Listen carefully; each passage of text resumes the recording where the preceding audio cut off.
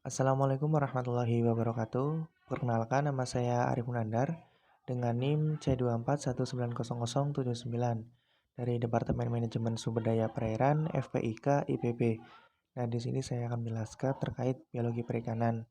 Jadi, biologi perikanan sendiri merupakan salah satu mata kuliah yang disiplin ilmunya itu terdiri dari biologi dan statistika. Mengapa statistika di sini penting? Karena nantinya akan melakukan analisis seperti pertumbuhan, kemudian reproduksi, dan makanan ikan yang tentunya nanti menggunakan perhitungan-perhitungan yang ada di statistika. Dan biologi perikanan ini terdiri dari dua cabang ilmu. Yang pertama ada natural history, kemudian ada dinamika populasi. Jadi untuk natural history ini di sini berfokus pada bagaimana secara hidup ikan, kemudian untuk dinamika populasi sendiri berfokus pada bagaimana dinamika populasi ikan terkait rekrutmen, kemudian mortalitas, ataupun penambahan dan pengurangan ikan pada lokasi tersebut.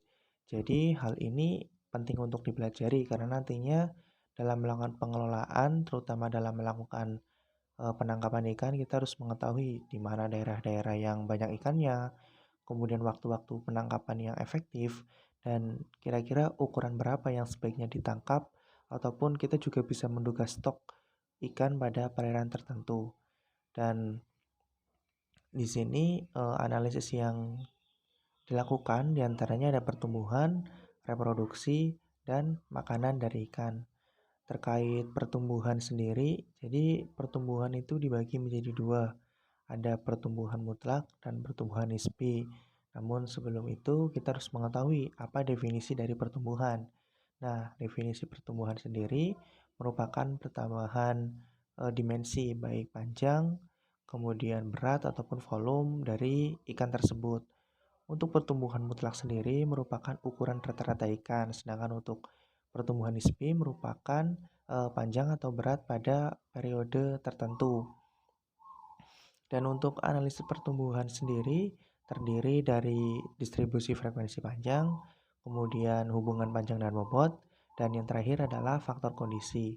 Untuk distribusi frekuensi panjang, di sini kita nanti hasilnya yang bisa kita tahu terkait di selang kelas manakah ukuran ikan yang paling banyak ditemukan, dan nantinya di sini juga kita bisa mengetahui kira-kira mengapa pada ukuran tersebut banyak ditemukan. Misalnya pada ukuran 122 mm sampai 133 mm, berarti stok yang paling banyak ada di ukuran tersebut.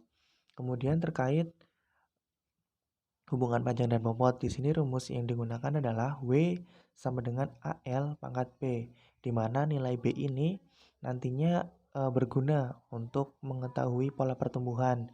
Ketika B itu sama dengan 3, berarti pola pertumbuhannya itu isometrik, yang mana berarti pertambahan panjang sama dengan pertambahan bobot.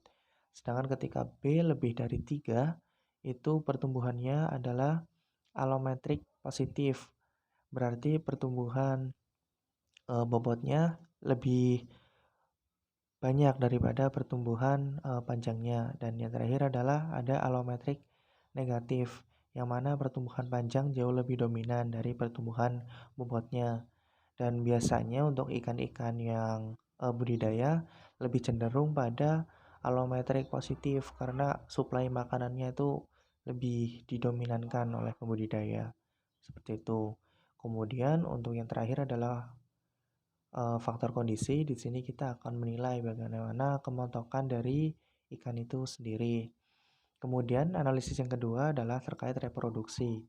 Di sini terkait reproduksi ada tingkat kematangan gonad, kemudian indeks kematangan gonad. Selanjutnya ada nisbah kelamin atau rasio kelamin, dan ada fekunditas, dan yang terakhir ada diameter telur. Terkait tingkat kematangan gonad sendiri, itu nanti setiap ikan bisa saja berbeda-beda terkait tingkat kematangan gonad ke-1, kedua, ketiga, dan keempat. Namun biasanya sih untuk rata-rata itu ikan matang gonad pada TKG keempat, dan ciri-cirinya juga nanti bisa berbeda-beda gitu. Namun untuk TKG 3 dan TKG 4 itu bisa diamati biasanya ukuran telurnya, karena di sini terkait minyak-minyaknya itu sudah berpisah itu, terkait minyak yang menyatukan telur tersebut. Dan untuk penentuan tingkat kematangan gonad sendiri itu ada dua. Yang pertama ada morfologis dan ada histologis. Terkait morfologis sendiri kita bisa mengamati secara langsung. Kemudahannya atau kelebihannya itu bisa lebih cepat dalam menentukan TKG-nya, dan biasanya untuk ikan-ikan dengan gonad yang berukuran besar. Sedangkan untuk secara histologis ini biasanya untuk ikan-ikan dengan gonad yang berukuran kecil. Kemudian untuk indeks kematangan gonad sendiri, biasanya rumus yang digunakan adalah berat gonad dibagi bobot tubuh kali 100%. Dan dari rumus ini bisa kita lihat bahwa untuk indeks kematangan gonad ini berkorelasi dengan tingkat kematangan gonad. Jadi semakin tinggi tingkat kematangan gonad, biasanya indeks kematangan gonad sendiri itu semakin tinggi, karena di sini untuk perhitungan IKG atau indeks kematangan gonad, kita menggunakan bobot gonad per bobot tubuh. Jadi biasanya tingkat kematangan gonad sendiri semakin meningkat, maka bobot gonadnya juga semakin meningkat.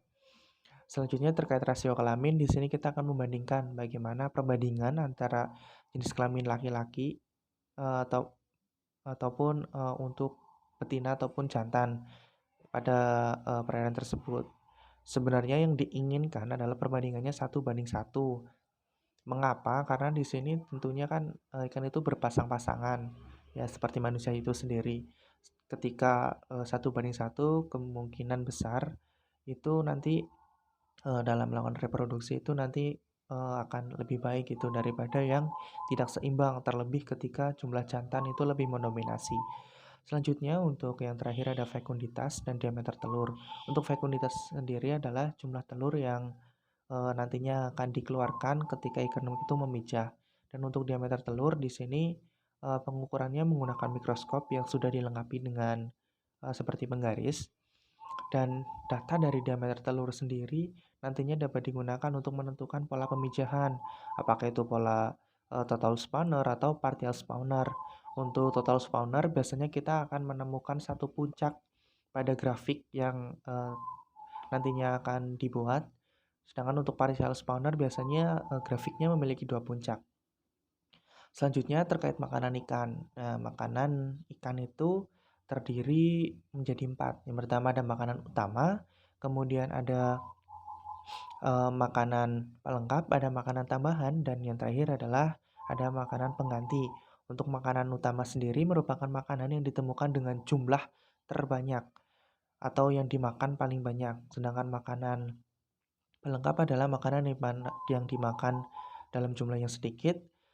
Sedangkan untuk makanan tambahan itu yang jumlahnya paling sedikit, dan makanan pengganti itu dimakan ketika makanan utama itu tidak ada. Terkait analisis yang dilakukan, diantaranya ada indeks preponderance. Nah, nilai indeks preponderance ini itu nantinya kita bisa mengetahui makanan apa yang menjadi makanan utama atau makanan pelengkap atau makanan tambahan. Biasanya untuk nilai yang lebih dari 45 atau 40% itu makanan utama. Kemudian yang terletak dari 4 sampai 40% itu ada makanan tambahan, dan yang kurang dari 4% itu makanan yang 4 sampai 40% itu makanan pelengkap, dan yang kurang dari 4% itu makanan tambahan. Jadi dari situ kita bisa mengetahui terkait makanan-makanan ikan. Dan untuk makanan ikan sendiri tentunya beragam ya, mulai dari yang mikroskopis sampai yang makroskopis. Dan untuk identifikasinya sendiri nanti kita akan melakukan pembedahan, kemudian kita akan mengetahui isi dari usus itu apa. Dan selain indeks preponderance, di sini kita akan mengetahui luas relung dan tumpang tindih. Untuk luas relung sendiri, di sini kita akan mengetahui bagaimana nantinya hasil yang didapatkan adalah bagaimana ikan tersebut dalam melakukan makanan, dalam memakan makanannya, apakah generalis atau spesifik. Untuk nilai yang mendekati 1, biasanya ikan itu general dalam memanfaatkan sumber daya makanan. Sedangkan yang untuk mendekati nol itu lebih spesifik. Kemudian untuk tumpang tindih ini adalah persaingan antar, eee, jenis kelamin dengan spesies yang sama. Biasanya untuk yang mendekati satu itu persaingannya tuh lumayan ketat dalam mempersaingkan sumber daya makanan. Kemudian selanjutnya, kita juga akan mengetahui hubungan volume dengan panjang, tubuh. Bagaimana ketika ikan tersebut makan, itu mempengaruhi panjang tubuh, dan persamaan yang digunakan adalah Vm sama dengan A plus B PT. Kemudian yang terakhir adalah ISC atau, indeks isi lambung. Di sini kita akan mengetahui isi lambung, dari ikan. Mungkin cukup sekian dari saya. Terima kasih atas perhatiannya. Mohon maaf apabila ada kesalahan. Wassalamualaikum warahmatullahi wabarakatuh.